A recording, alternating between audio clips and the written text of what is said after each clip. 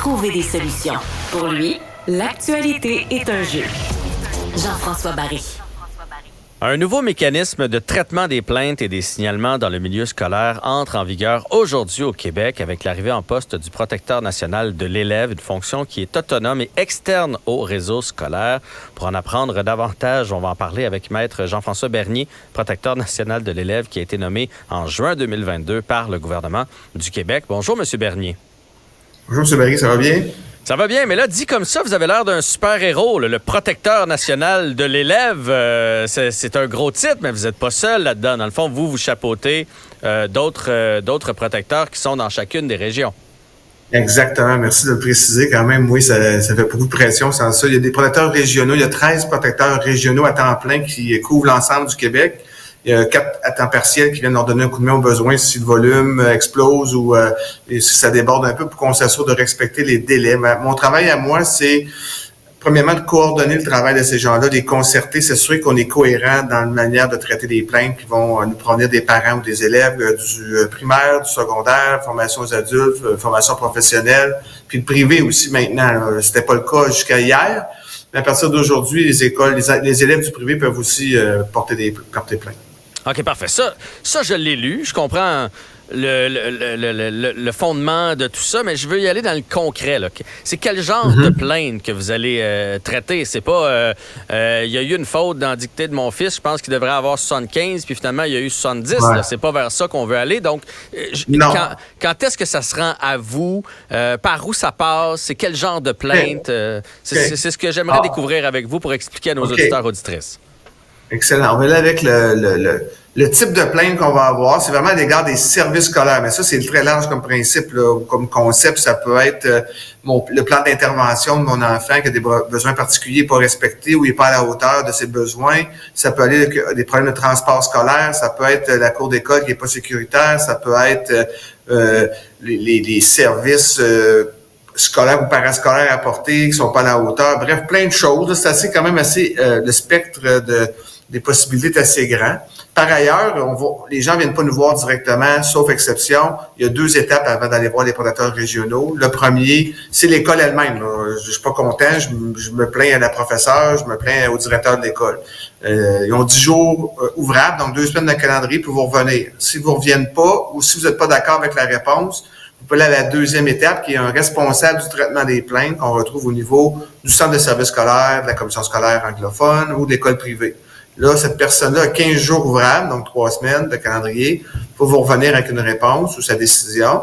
Là encore, si vous n'êtes pas d'accord avec la décision ou si le délai n'est pas respecté, ça vous amène à la 3e étape, qui est le protecteur régional de l'élève. Donc, la dernière étape de ce processus, maximum 3 étapes, ce qui n'est pas le cas à l'heure actuelle. C'est variable selon les endroits, par 3 étapes, 6 étapes, 9 étapes parfois, pour se rendre jusqu'à un protecteur de l'élève. Okay. Donc, à partir d'aujourd'hui, il y a 3 étapes maximum. Donc, on comprend parce que pour avoir des connaissances qui travaillent dans les écoles, des fois, les parents, là, ils ont la mèche courte et là, rapidement, ça veut monter au niveau du directeur. Puis, donc, on essaie de régler ça à la base, donc avec le professeur, avec le directeur, avec la directrice, évidemment, là, ça va dans les deux, avec l'établissement. Et là, si après ça, ça perdure, on monte jusqu'à vous. Parfait. On vous trouve comment, là?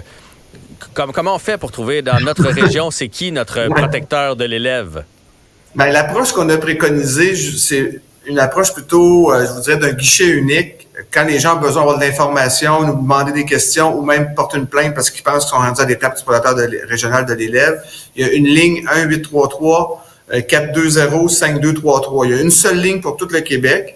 Les plaintes ou les signalements vont rentrer là. Puis nous, on va s'assurer avec les informations qu'on va aller chercher. On va savoir dans quelle région est la personne. On va la référer immédiatement à son protecteur régional de l'élève de sa région qui va continuer à l'accompagner puis traiter la plainte avec elle pour la suite. Vous voyez, j'ai vu plainte et signalement parce qu'il y a, oui, les services, mais aussi les violences sexuelles. On a entendu beaucoup parler dans les derniers mois, dans les dernières années.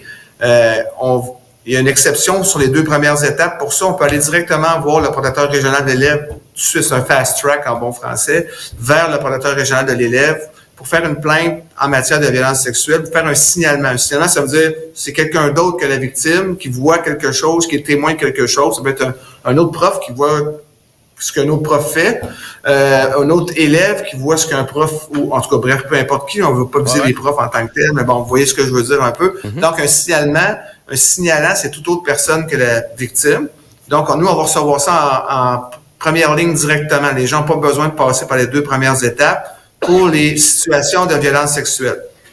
Toujours par téléphone, parce que vous dites venez voir, vous n'arrêtez pas de dire venez voir le protecteur, mais c'est un appel. Vous n'êtes pas là, il n'y a pas un bureau physique. Il y a plusieurs. Non, il y a un bureau physique à Québec et Montréal. Les gens pourront toujours venir nous voir, mais on n'est pas partout au Québec. Les protecteurs régionaux vont être dans leur région, mais en télétravail pour l'essentiel. Ils vont se déplacer sur leur territoire pour aller à la rencontre des gens au besoin, quand il y a besoin de faire des rencontres en personne.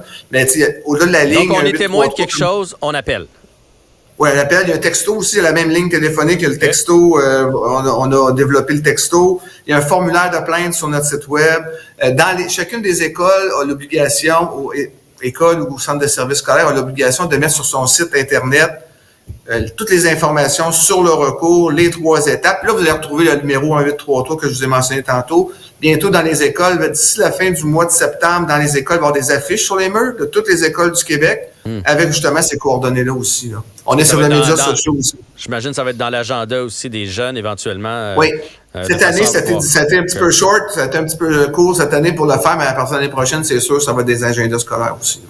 Parfait. Est-ce que c'est une ligne qui est confidentielle? Donc, moi, je suis témoin de ce qu'un autre professeur fait. Je décide de vous appeler ou de remplir le formulaire. Est-ce qu'il y a des chances que ça me revienne?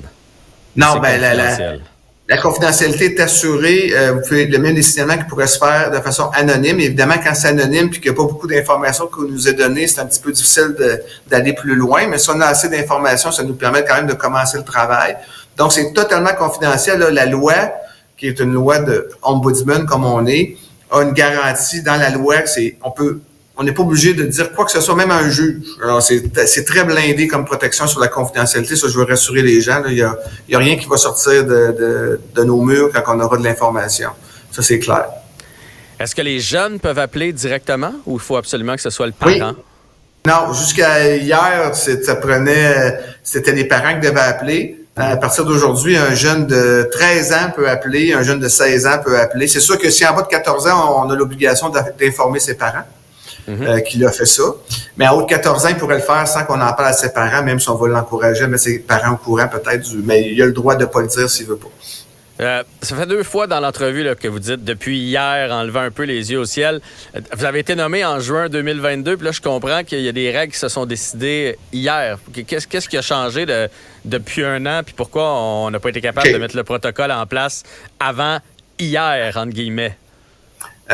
La loi a été adoptée l'été passé. J'ai été nommé le 1er août. Je suis arrivé dans mon bureau là, avec mon ordinateur tout seul le 1er août de l'année passée. Il fallait construire, monter une équipe, monter toutes les procédures.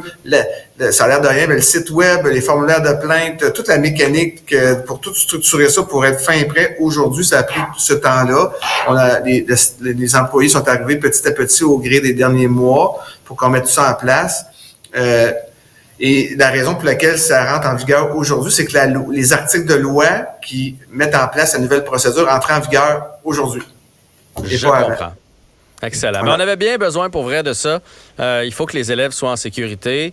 Il faut que les parents sentent les élèves en sécurité. C'est important. Donc, vous pouvez peut-être redonner le numéro de téléphone en terminant?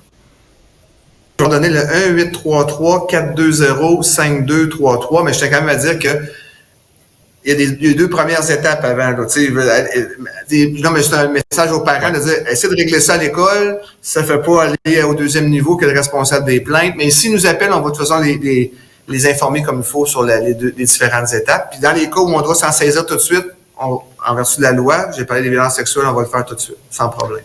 Excellent. Donc, c'était Maître Jean-François Bernier qui est devenu protecteur national de l'élève, qui a été nommé en juin 2022 par le gouvernement du Québec et qui chapeaute, évidemment, plein d'autres protecteurs régionaux. Merci pour l'entrevue aujourd'hui et bonne chance dans votre nouveau défi. Merci, M. Barry. À la prochaine. Au revoir.